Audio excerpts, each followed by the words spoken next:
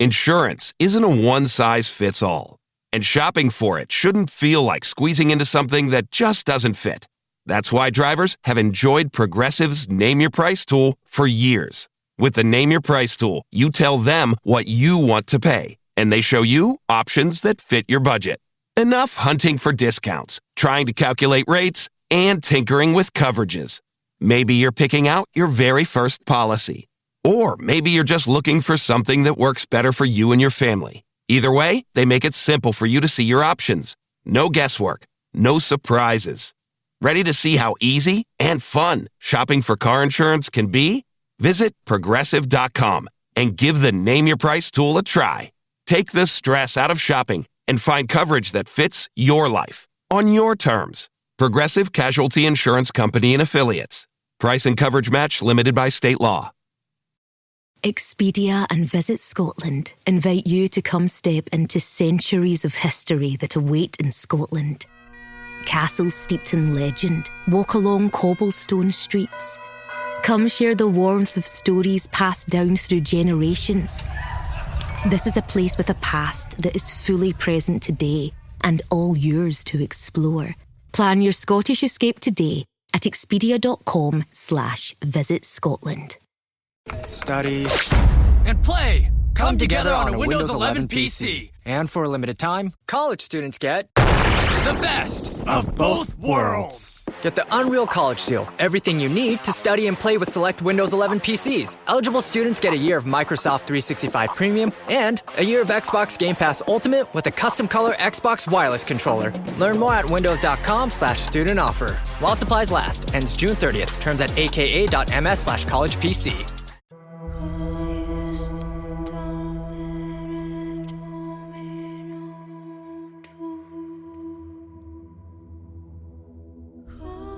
Hey there, we're BookTok for BookTok with Jac and Amy, your book besties who take the novels you love seriously.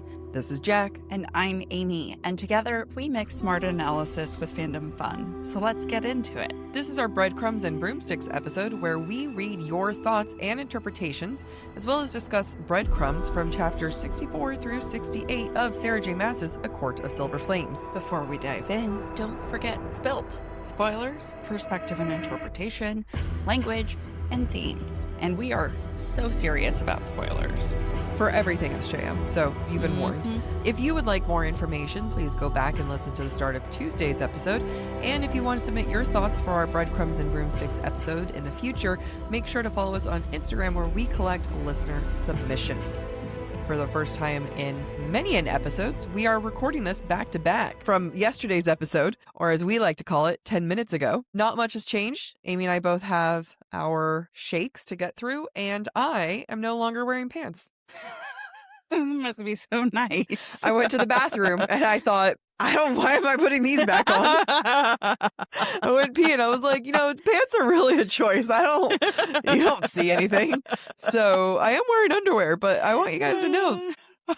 Pantsless. I'm pantsless. So let's do this. Starting with breadcrumbs in chapter 64, when Feyre tells everyone that she will die if Rhys dies, and vice versa, which is why he can't go to retrieve Eris when Cassian tells him to. Cassian thinks, quote, the words rang hollow and cold like a death knell. If Feyre didn't survive the labor, dun dun dun, foreshadowing. In chapter 67, when Nesta sees Bellius in the blood rite, quote, he chuckled, eyes glassy enough that Nesta wondered if someone had smuggled in a case of wine along with the weapons. Bellius chuckled again, though his eyes remained hazy. This is when Nesta is finally going to put it together that this is the sign of the crown at work.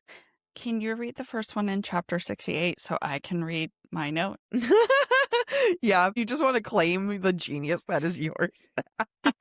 It better be rightfully so. It better be fucking good. All right. If it has to do with a cat, I swear no. Emery tells us the lore, quote, but a young Illyrian warrior named Anelius held the line against the enemy soldiers for days.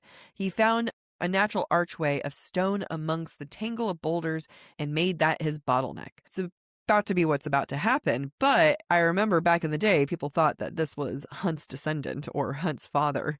And things are just different. Still in chapter 68, Emery tells us more lore about the history surrounding Annihilus. Quote, a great war was fought between the Fae and the ancient beings who oppressed them, and for some reason the enemy was desperate to reach the stone at the top of Ramiel.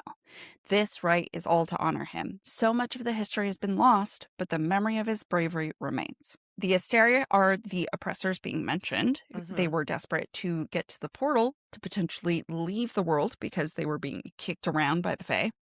And we learn in Crescent City 3 from the Asteria under the prison that Annihilus is the best friend of Thea's husband, Finn, and that he had the dagger Truth Teller. Oh, yeah. And that the three together are who overthrew the Asteria.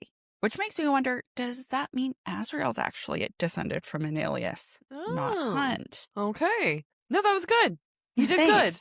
Good job. Thanks. A lot of things I forgot. I don't look forward to Flame and Shadow at all because it is all lore.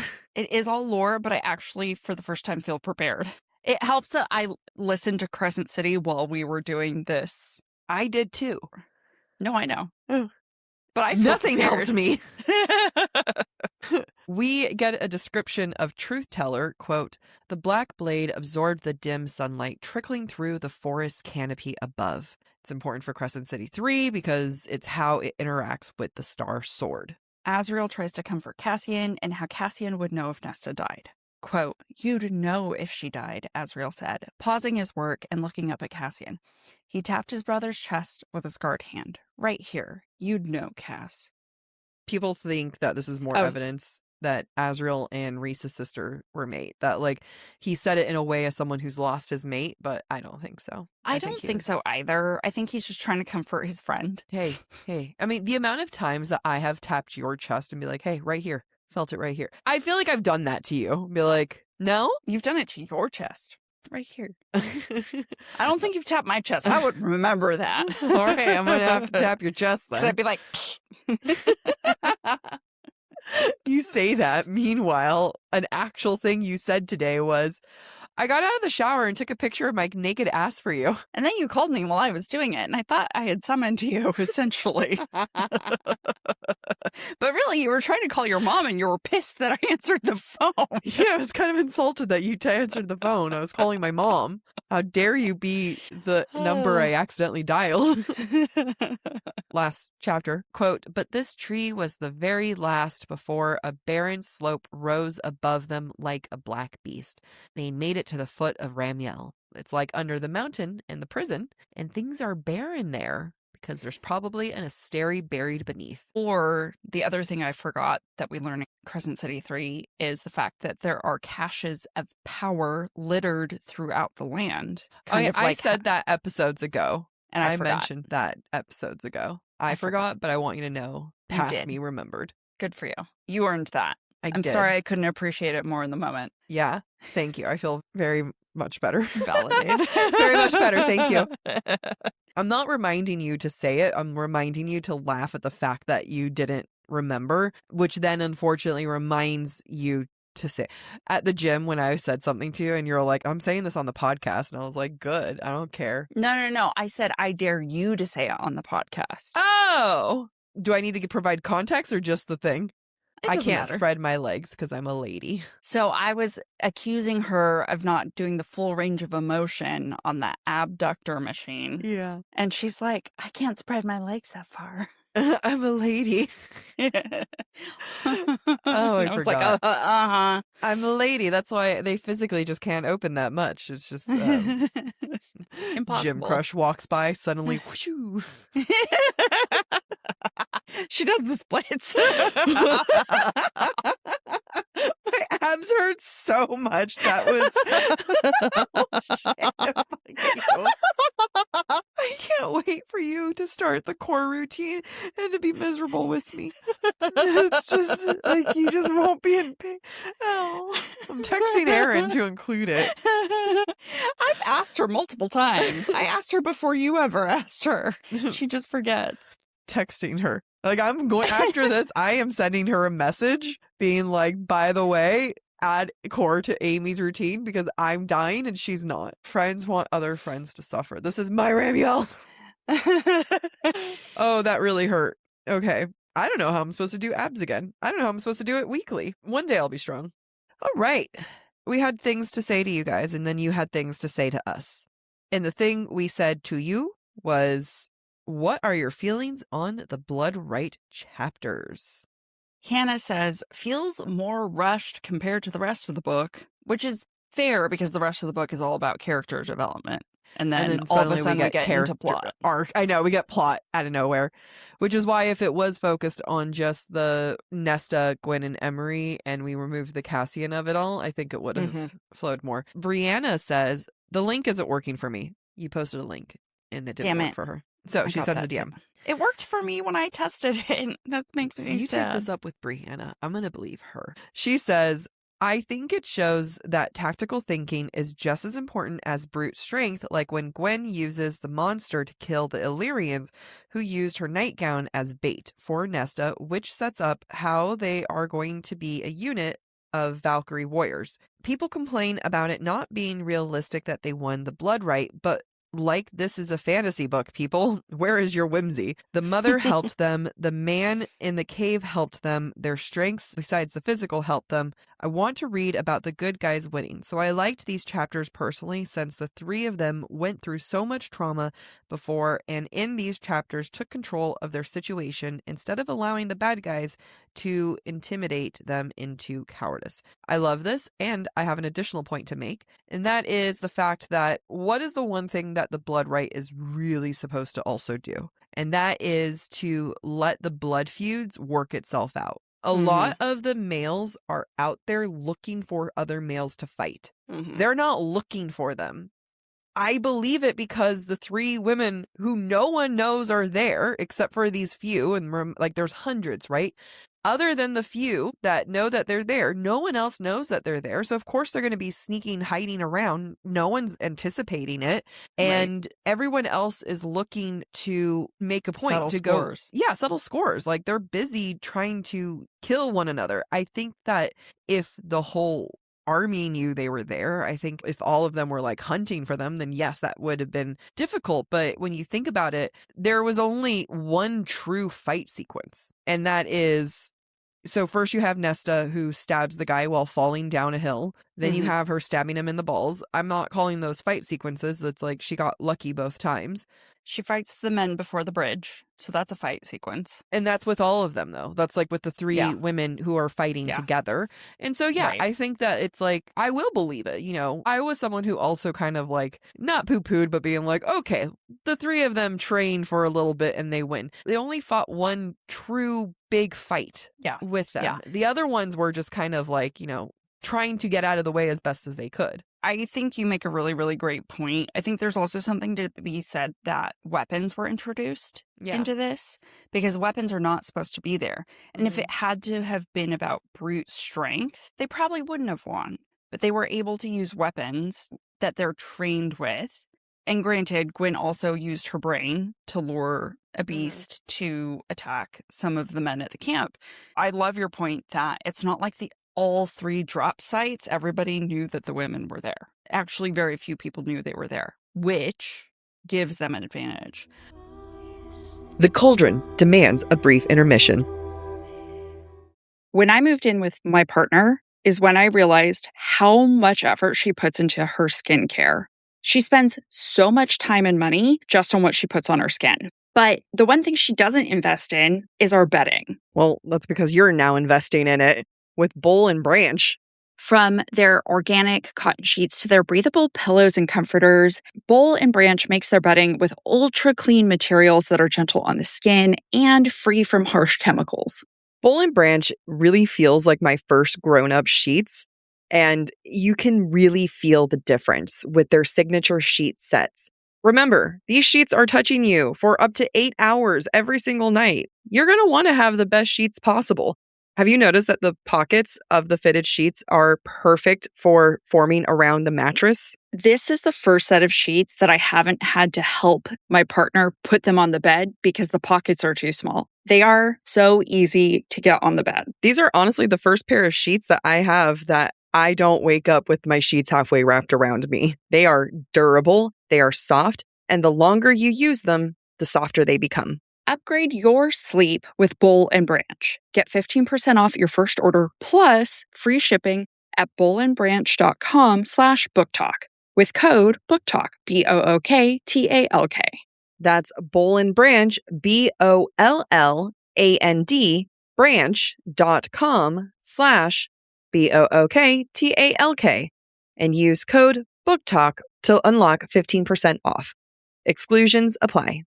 I also love the point that Brianna, you said, made. They had help.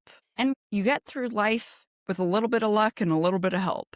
Yeah. And that's what happened here between the mother, Balthazar. If it weren't for those two forces helping at important points, yeah, they probably wouldn't have survived, let alone win. Yeah, I'm on board. If there were more battle sequences, and now, maybe in the next episode where Nesta's like battling it out with people, I might have, more notes to say then. However, At this point, I'm fine. Blaze says, the chapters are very convenient, and very is in all caps, but I'm not reading these books for a dose of reality. 5-star girl power. Hell yeah. Erica says, I have more complicated feelings than necessary. It pisses me off she doesn't make it to the top, and it pisses me off she's completing something the boys did. Like, she's cooler than them. It does hurt that Nesta doesn't finish it. Yeah. Which I think is also a saving grace on SJM's part. I agree. As well. Yeah, if Nesta had gone and won the whole thing, it would have been too much. But, I think this also shows sacrifice of pride, too. Yeah. Which is important for Nesta. Yeah. Misery says, loved seeing them kick ass. So true. I am surprised at this comment from Jessica. It saved the book for me, LOL. I was about to DNF until that point. Wow. All right, Jessica. I want to know more. Sarah says that it's her favorite part of the book, to be honest, TBH. I will say a lot of moments made me get teary-eyed. Yeah. And as I was reading the next set of chapters at the gym on the treadmill today, it also made me get teary-eyed. So it's still powerful. I don't look forward to reading Farah's delivery scene. Let's all start putting bets on how much I cry. Aaron says, realizing Nesta didn't have a bra on since they were pulled from bed makes my own hurt. There's a lot of things that I accept I can't do. And not surviving with a bra on, I'd be like, all right, I'm here. I'll take myself out. I like to think that maybe she got an extra shirt from a dead body and used it to bind her boobs to secure them. I have to borrow someone's shirt and see if I can do that with my own. A Moment in Summer says, we're going to see Balthazar again. Boy golly, will we? What is it? Like in Throne of Glass? It's the, what's his face? The one that, his name's not Max, but like the one that Aelin or Selena helps save from the trial or whatever in the first book. Yes. Crap, And then what's his name? Nyx? Theron? It's the other thief from Bellhaven. Yeah, I And know who you're talking about. He comes back at the very, like, the last chapter or the last book, but he doesn't even come back in a super significant way. Yeah. He's just kind of like there. We were like, was it needed? Not that I remember. Please don't ever think that I have memory of that series. But I was watching someone's TikTok where they're just like, did it need to be him? Like, if we're going to bring him back, let's have him be a little bit more. And then who's the other one? Briar, who is kidnapped. Oh, yeah. Also, we're convinced that she's going to come back. She has yet to make an appearance. Yep. But we're about to get 3 books. Briar and Balthazar. Maybe they're OTP. Maybe. Miss Tristan says, I love how well the blood right moves the plot of all the relationships along. Yeah. Chef's kiss. Yeah. Yeah. I'm sorry. Insane girl bossing. Love the trio so much. It's true. I do. They kill it. Literally. They kill men. Liv says, cheesy millennial girl boss perfection. Emoji, emoji, emoji. Someone else says, I know Nesta's happy with Oristian, like when you just reach the base. But every time I reread, I want her to get to the top. Yeah. All of us do. I agree. Okay, Steph says, it felt rushed, but I did love the bracelets and how it showed the strength of the friendship. Did it feel rushed? It's hard. Sometimes I feel like because we're taking this so chapter by chapter, it doesn't feel rushed. Like, if anything, it feels like reading these sets of chapters was, oh, this chapter was fast. All right, this chapter was fast. Fucking hell, this last one is so long. So that's usually my journey of reading. The pace of this is so much faster than the rest of the book. Yeah. That's probably why it feels rushed. It also probably feels rushed because we didn't actually see the women fight each other in training. I just think the battle sequences, as cool as they are, would not feel as alien had we seen them do more of it. Yeah. It does feel very separate from the rest of the book in many ways. Virginia says approximately 6 months of training is greater than training their whole lives. Seems unrealistic, but loved it anyway. I think going back to like something that we said a little bit earlier that you, listener, did not hear. So, it's not like you got a chance to respond to what we said, unless you're responding now, but then we're also weeks away, but feel free to respond. But there are few months of training. Yes. But next episode, when Nesta starts fighting everyone off, I'll probably have a different opinion. But as of right now, there's nothing that they do that shows that they are significantly better than these warriors, or they didn't out dazzle them, other than the group that they killed off, which is impressive. But to me, I'm like, I can believe that you surprised this random group of men who had no idea why you're there, who probably are extremely underestimating you. I can be on board with that. Now, if it had happened over and over and over and over again, that would be different. But because it just happened one solid time, I'm okay so far. I reserve the right to change my mind next week once I read the next set. Yep, agreed. Last comment from Consensual. Of course, 3 women would be the only other 3 warriors to be able to reach the summit. Strong emoji. Hell yeah. All right. So here are some delayed DMs. This is from Joe Juice, and this was sent back in March. I apologize. This is April 26th, the day we're recording this. Hello, ladies. Writing regarding Nesta telling Farah about the baby. I might not remember clearly as I read it last year, but definitely the way she told her felt like a gut reaction to not being told herself about the magical sword she made and the fact that they all took a vote behind her back. Did Farah need to know about her risky pregnancy? Yes. Was this the right way to go about it? Not at all. It was said in a way to show Farah that her new family, not only are they not as nice towards Nesta herself, but they also don't care about Farah either. So much so that they have been talking about her behind her back for these many months, while smiling to her face. Maybe it was also a way for Nesta to point out that her newfound family is not much better than her original ones. Both of them failed her, and in Nesta's state, maybe it's yet another way of dragging Farah to her level and making her as miserable as she feels. I am also sure that Nesta regrets the way she is telling her the moment she does. I don't remember if we get some internal dialogue about it straight away or not. Probably not. But as we have seen in the book before, Nesta outwardly lashes out at people while thinking, oh, I wish I was better and didn't say that. Paraphrasing, of course. So yes, she was right telling her because someone should have, but that was the worst possible choice. And I am sure she knows very well because it was retaliation to hurt feelings and feeling lied to, but most importantly, to prove a point against Amren. Oh, very true. Oh, God. Every time I remember that scene, it makes me so sad. Yeah. This is from Lissa. For the Blood Right chapters, I thought they were amazing. I know a lot of readers think that the girls winning the right weren't earned, but I couldn't disagree more. I believe that if you can put aside disbelief for Favor's journey in Mist and Fury, it is absolutely possible to do so for this. Plus, I don't think it wasn't earned. Lissa, I'm sorry, I'm going to replace girls with women. The women had been training consistently. Do they have as much experience as the warriors in the right? Definitely not.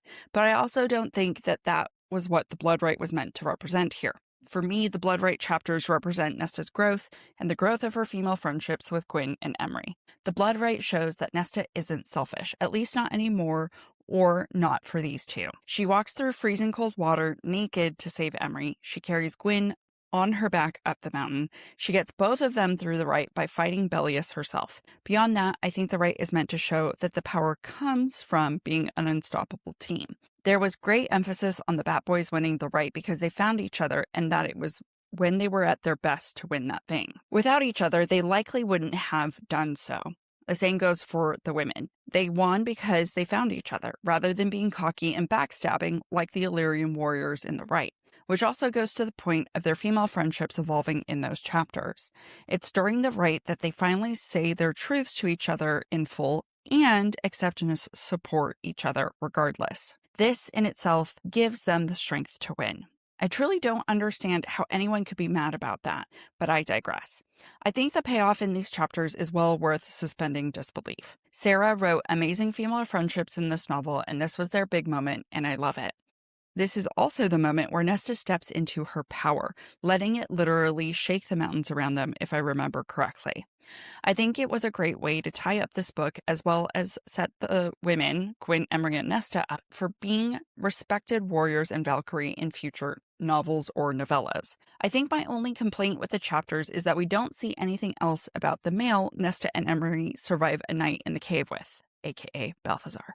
I trust Sarah to bring him back in future books for something, but it did feel like a bit of a random loose end in this book. Love the podcast, and thank you guys so much for doing my all-time favorite book justice. I don't think people appreciate enough that this book's plot is about Nesta and Cassian's growth, and I love that you guys bring light to that while still holding the characters quote-unquote accountable. I can't wait to hear more of y'all's thoughts on how this journey wraps up. Thank you, Lissa. Thank you. And I completely agree with Lissa.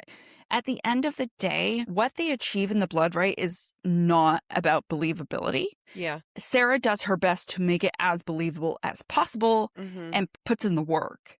But what the Blood Right sequence is about, even though it feels all plot, is about the symbolic nature of it. The symbolic worth of them completing the Blood Right is what wraps up the emotional trajectory of the entire book in so many ways.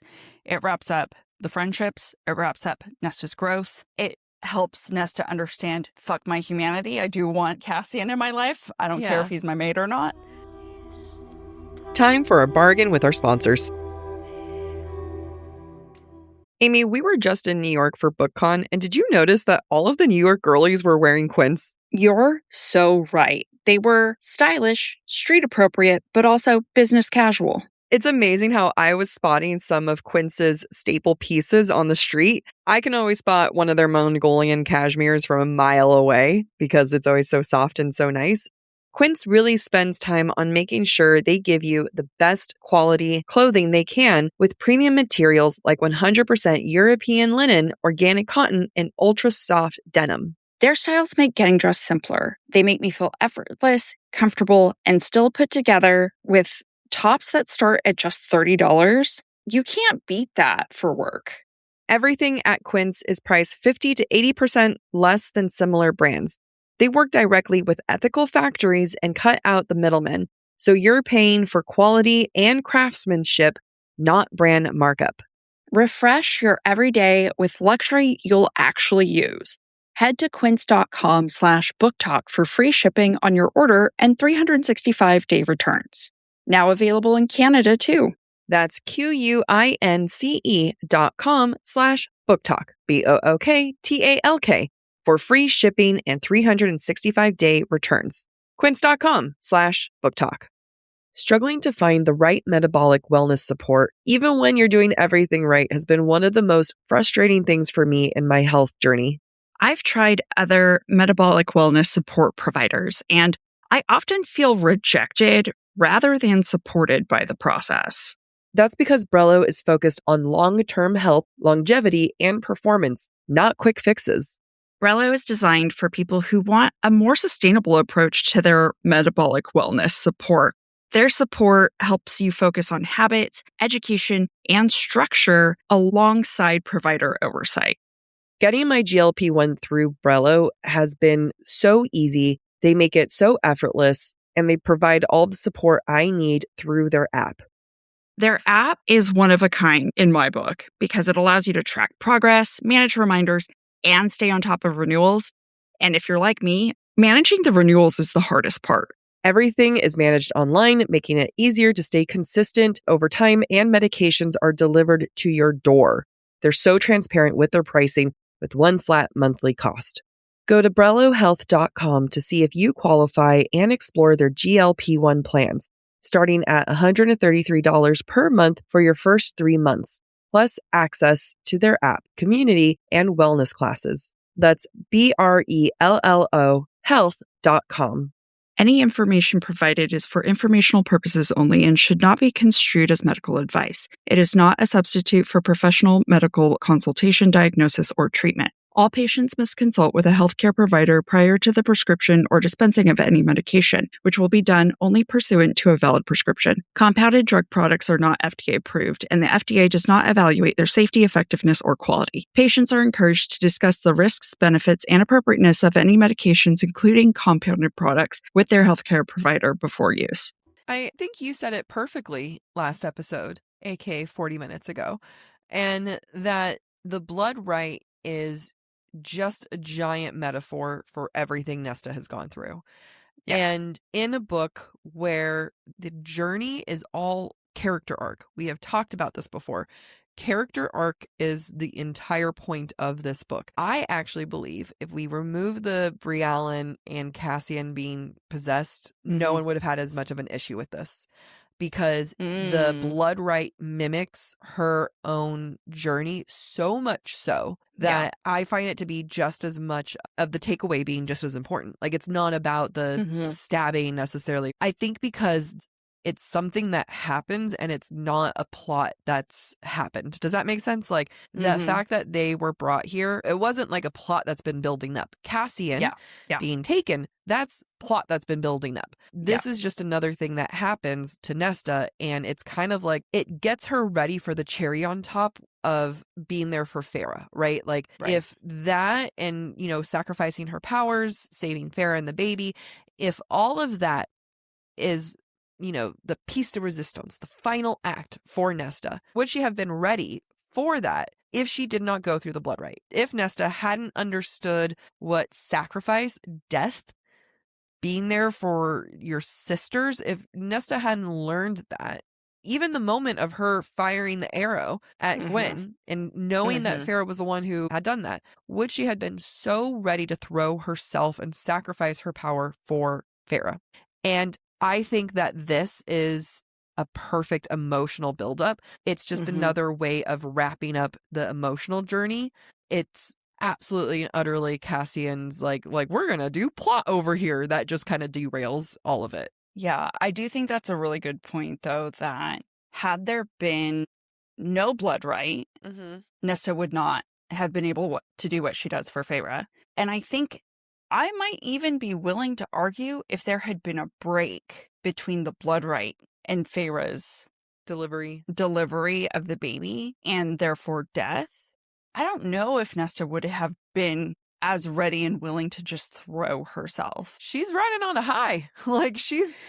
Yeah, I mean, she probably thought she was going to die. Yeah. Right? And we'll talk about this more next week, but I do think that that's a really great point and a good question. Thank you. I think that when people in the future bring up the blood right and, like, it doesn't make sense or something like that, I'm going to just point out, if the book is about like, emotional growth, it makes absolute perfect sense that this is what would have gone through it. It's the things that surround the blood right that puts the Gant thing in it. For more email. This is from Michaela. Hey there. I'm listening to the episodes regarding chapters 31 through 37 right now, and I have a thought about Elaine. The conversation was about Elaine letting herself be in the box she is putting herself in. But what if she lets herself be let in that box that others perceive her to be in as a mask? I believe that she must be using it as a cover so no one can truly perceive her actions and what she may be doing outside of people's expectations of her. She has let glimpses of that side come out, and I think it may be a large part of her journey in the book. Thank you to all that you do. Okay, just a bit more. Her mate is literally a fox. Lucian wore the mask for 50 years, has an ambiguous relationship with many courts, and mates are equal. I can see her using the protect innocent pretty women as a mask or in sheep's clothing. Just a thought. I think that's a great thought. She wears a mask just as much as Lucian wears a mask. That's actually a really good point. And is like not quite loyal to anybody. Yeah. and no one can really put a finger on him. Yeah. Honestly, not a bad point. Right? Good job. That's a great one. Yeah. I have an email from Tabitha. Okay, let's hear it. This is funny. Good morning, evening, afternoon. Love the podcast. Started listening in Wings and Ruin coverage season and have stayed since. I comment a lot, but am constantly terrified I'm going to be viewed as argumentative when I disagree, but it's always with love. I just can't help sharing my opinion. That being said, I'm writing you ladies because I wanted to share my guesses/theory for Elaine if we're still getting Elaine's book next. The first one I want to bring up, I was reminded of from your most recent upload. I had this theory and floated it around before I had left the ACOTAR fandom for how toxic it was, excluding you guys, obviously. But I think that Elaine could potentially be autistic. It's small things like Feyre in the first book saying she felt like Elaine didn't understand how poor they actually were, the sensory overload and shutdown she experienced after becoming Fae. The comment made when Lucien got her gloves and someone had said she enjoys the feeling of the dirt and weeds against her hands. Sensory issues, potentially. This would also explain why everyone is so protective of her and why she doesn't always follow social cues, like when she's talking to Nesta the first time in the House of Wind in Silver Flames. I actually think during this scene, she was trying to almost mimic Nesta. The second theory I have is related to the plot of her story. Whether this is all in one book or across the two, I think the first part of her story will be her relationship with Az and their romance developing, only for, at some point, her seeing Gwen with the necklace and it hurting her enough where she needs to get away from it all. Yeah. Which is funny. We talked about That's that what last we were week. saying, yeah. I think everyone forgets Elaine wanted more than anything to see the continent with her father before they became Fae. And who has connections to the continent? Lucien. Oh. I think she will go to Lucien looking for an escape. Yes, queen. And he's the only one who can give it to her. Then we get to see the continent and they will actually get to know each other and fall in love. I also believe Lucien will become High King since he has a hand in so many different courts. But that's High a King, theory High King. for another day. Interesting. Tabitha, you've been holding out on us. This is so interesting. This is canon for me. Elaine's got the touch of the tism, more than a touch. I was watching this interesting TikTok video about how attractive people who are autistic don't have to mask as much. Because people who are autistic, especially women, have to really learn social cues. Even like they may not understand it and they have to like kind of mask themselves and they have But they to can learn patterns. They learn patterns, yeah. Just to be like, okay, so we're all laughing here or we don't laugh here, right? And the fact that pretty people don't have to worry about that as much. And I am so on board that Elaine is our little autistic queen here. And you can't tell me otherwise. It makes sense to me. I mean, and more than just like the sensory issues, but also... She finds it funny when Nesta curses her out. Yeah. I mean, you can tell that she just kind of processes and watches everything. You know what I mean? Like, she's not necessarily an active participant in life and in conversations. And how much of that lack of participation is her being like, I don't understand what's happening. Mm-hmm. Yeah. Or I'm overwhelmed. Yeah. She spends a lot of time with Nuala and Caradwyn, who are raves. Yeah. And every time there's a group gathering, she's out gardening or helping someone else with their garden. Yeah. Yeah. Very interesting. I'm completely on board. I mean, this is just more and more of the Lucien and Elaine. I love the idea that he's the one who shows her the continent, though. Yeah, which would be very poetic, and I can appreciate that. I'm not opposed to this idea of Lucien being the ultimate High King. Oh, talk to me. Well, so as Tabitha says, Lucien has a hand in so many different courts. He's known in so many different courts. He has allies in so many different courts. Nobody can quite, pin him down. He's ultimately, we think in theory, going to be Helion's heir and High Lord of the Day Court, which is the keeper of knowledge, right? With all the libraries. Rhys doesn't want to be High King. If Lucien and Elaine end up together, and Elaine still has power from the cauldron that she learns to use, are they not qualified to be High King and High Queen? I am on board with Rhys not being High King. Yes, I think 100%. I think there was a lot of setup for like there's a High King to come. If Rhys ends up being High King, it's just like, okay.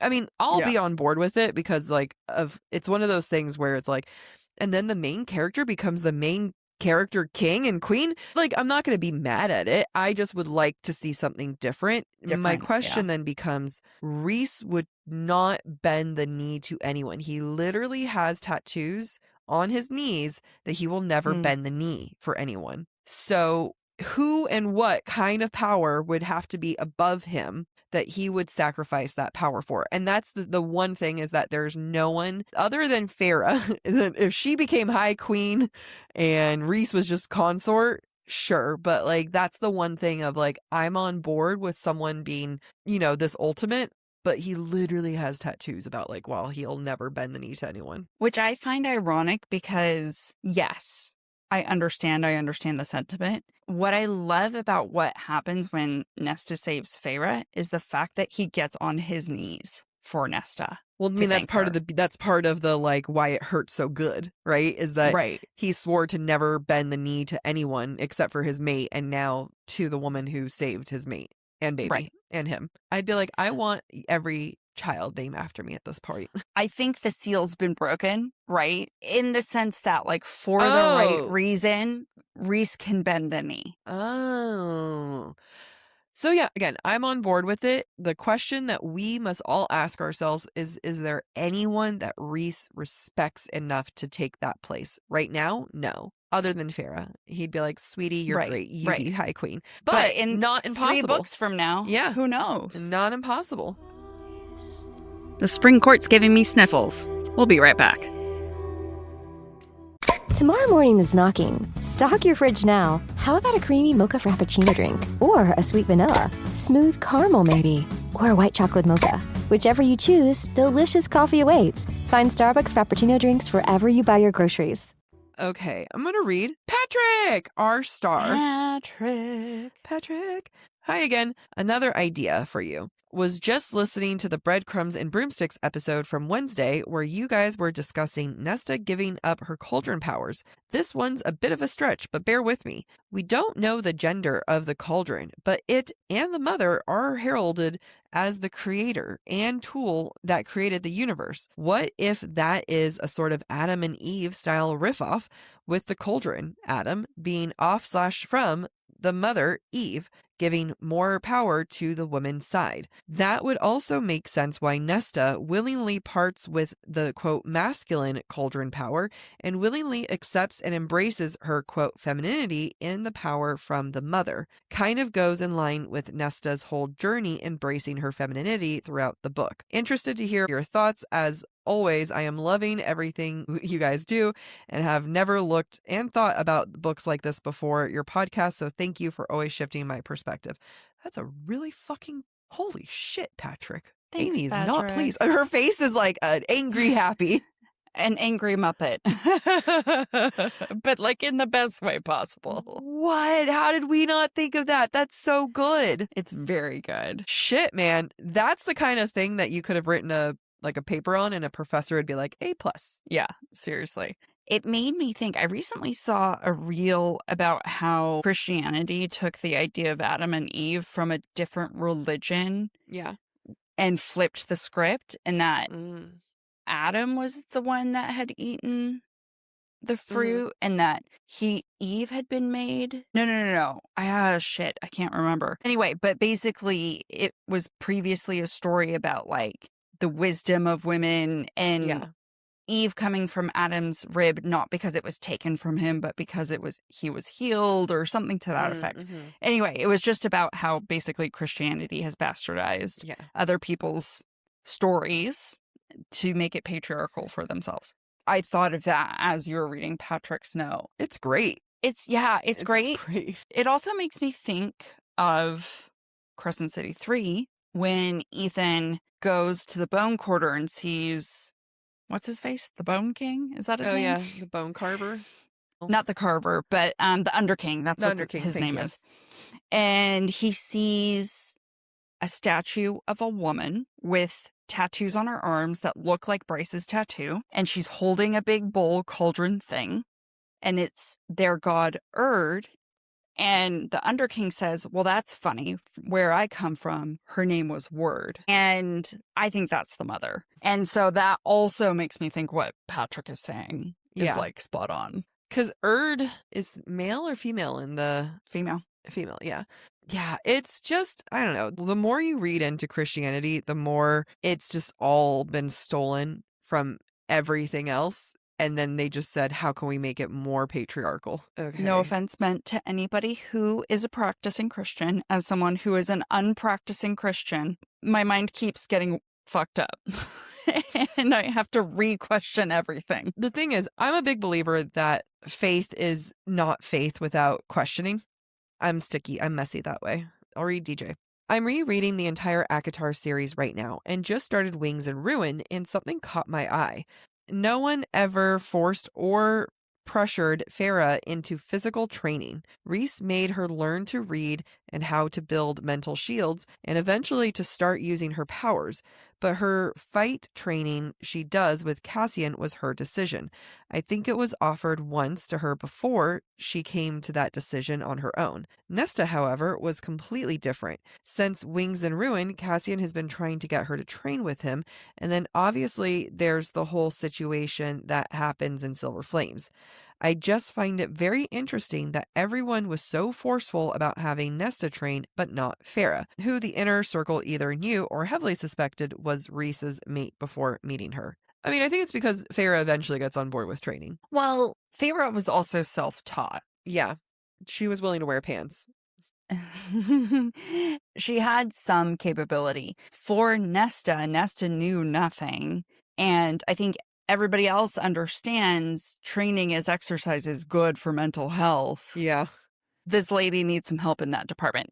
Today I was leaving the gym after working out and then walking for 25 minutes. And I looked at my partner and I was like, you know, this is one of those days where I'm like, damn, exercise does work the way everyone thinks. And then I also think, damn it, exercise fucking works the way everyone says it does. Yeah. God damn. It fucking Makes is bullshit. me mad. Like, you end up being strong. It's a good And way you to feel cope. good. You feel good. You start to cope with, like, you know, stress without even knowing you're coping with stress in there. You sleep. You have been tuckered out and sleepy. I mean, after doing lat pull downs at 100 pounds, I hope I was sleepy. Yeah. And we're going to go to bed soon. Okay, DJ has one more note. I just finished listening to the Breadcrumbs and Broomsticks episode this week, and at the end, when you two were talking about Nesta and Aelin giving up their magic, you said that Aelin gave up her fire magic but retained her drop of water magic. She did give up her fire magic, but Mala gives a little bit back right before her and the rest of the gods cross over in a different world. She still has a little bit of fire, but very teeny compared to what she previously had. I believe it was compared to the average amount of magic that most would have in the world. Thank you for the reminder. So kind of like Nesta? This is from Alex, and our last one for today. Hey, just listen to the first episode of the new season and how Nesta and people in general are judged based on their shoes. This unlocks something for me. When I was 13 or so, I changed schools and didn't have any friends at all. One day, I was hanging out with the cool girls for some reason, and they were playing a game of what's your favorite X, Y, and Z. And the question of favorite brand of shoes came. They were all naming popular brands. I was very insecure and tried to fit in, so I just named a random brand. The problem was, that specific day, I was wearing some very obviously fake Converse. I said the brand's name and the girls were all looking at my fake shoes. I never felt so small and judged, even though none said anything. Since then, I am very picky about what shoes and what brand I wear. Even until this day, I feel like others would judge me for not wearing brand shoes. So Nesta feeling belittled because of her filthy shoes made so much sense to me and feels relatable. But this realization came only when you made that connection. Love the podcast and looking forward to listen to the rest. Lots of love. Have a great day. I'm so sorry, Alex. I'm so sorry. Sad. I know. Aw. Kids are horrible. Kids are awful. Why do I want them? Yeah, it's true. Either they will be the bully or they will be bullied. More likely they will be bullied and then become a bully. That's what happens to all of us. My children? I was bullied and then I went around and bullied Randall for a decade. That doesn't count. That's Randall. That's Randall. It's fine. There's a lot of things that these like little insecurities are not little. These are huge insecurities. But it's things like that SJM brings in that I find to be very powerful and I freaking love. Something very personal, but kind of relatable, but not relatable. And Jack knows this as well. So always have been self-conscious of my nipples. Yeah. And that's because the first boy I ever made out with, when he pulled down my bra and saw my nipples, he started laughing. And so that stuck with me for years. I never allowed anyone to see me topless after that. And it wasn't until 2019. So that would have been 16 years later. Damn. I went to Europe, went to Moulin Rouge, saw all these topless women. I was like, oh, my nipples are normal. It's not that bad. I promise you that was a nervous laugh from him. Probably, but 13-year-old me didn't understand that. No, even if I was with a guy and I knew and he said that was a nervous laugh, it would traumatize me forever. It just sucks where it's like guaranteed he was just so excited to be there and just was like, oh my God. Like, you know what I mean? Like he probably was like, oh my God, you know, like just like so thrilled he overcame. Yeah. I mean, in the same makeout session, he asked if I would make out with his best friend because his friend had no one to make out with. So there was a lot of issues going on. There's a lot of things that happen. You know what? Equally as vulnerable. I still don't know the difference between Louis Vuitton and Louis Vuitton. There's two shoes.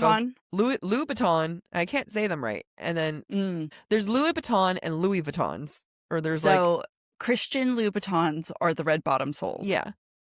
Louis Vuitton is the LV designer purses. Why do they sound so similar? You have to admit, Louis Vuittons no, they do. And Louis Vuittons.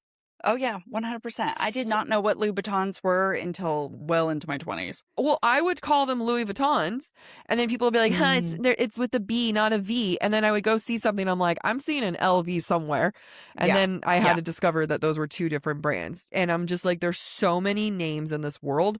Name one Bob. Why are they I don't care. Like, you know, like what the hell? Why does Louis have to get so much hype? Fuck Louis.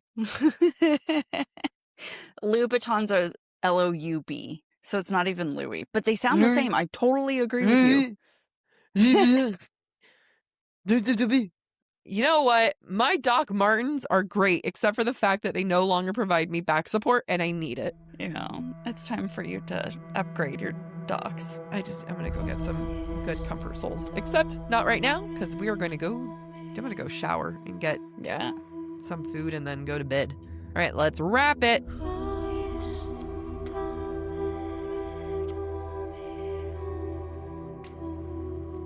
Thanks for listening to Book Talk for Book Talk with Jack and Amy. Join us next week as we dive into chapters 69 through 80 of Sarah J. Maas's A Court of Silver Flames. The season finale. Holy shit. If you're enjoying the show, don't forget to rate, review, and subscribe on your favorite podcast platform. It really helps other readers find us. And, of course, we'd love to hear what you thought of today's episode. Share your comments through our form at BookTokForBookTok.com, and we might feature your feedback in a future mini-episode or in a Patreon-exclusive episode. For merch and more ways to support the show, head to BookTokForBookTok.com. You can also follow us on TikTok, Instagram, and YouTube at the handle BookTokForBookTok. And don't forget to join us as we keep the analysis going by subscribing to our Substack to get more insights into the romantasy and romance genres. Head to the subtextsocietyjournal.substack.com. Bye.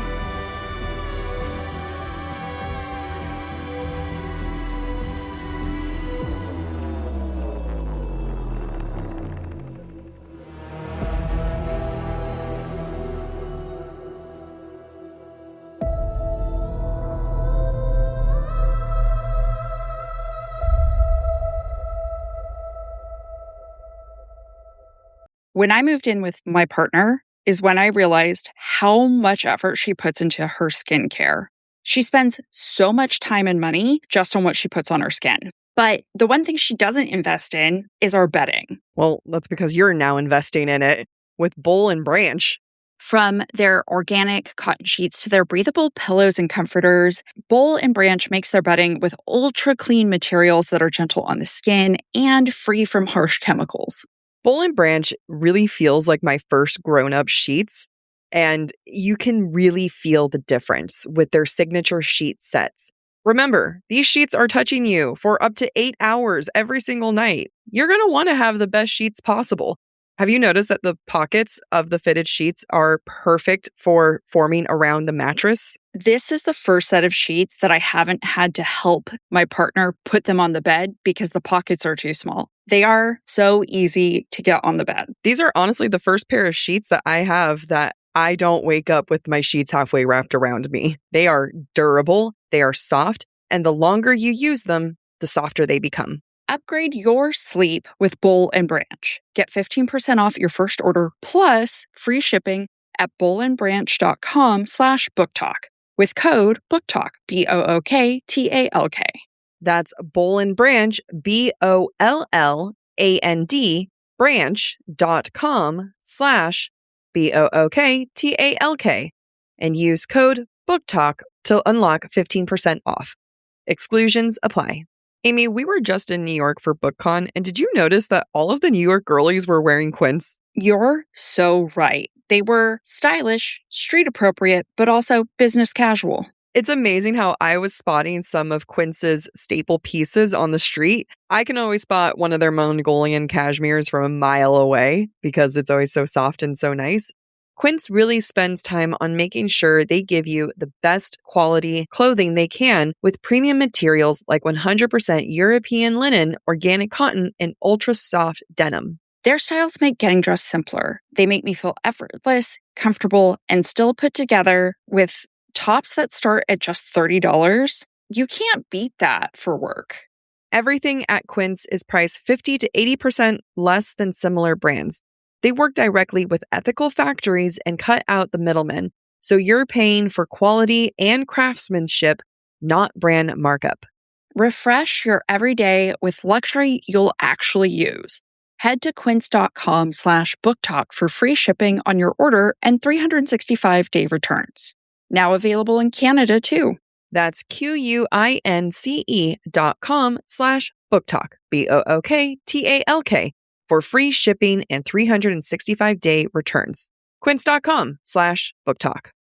Struggling to find the right metabolic wellness support, even when you're doing everything right, has been one of the most frustrating things for me in my health journey.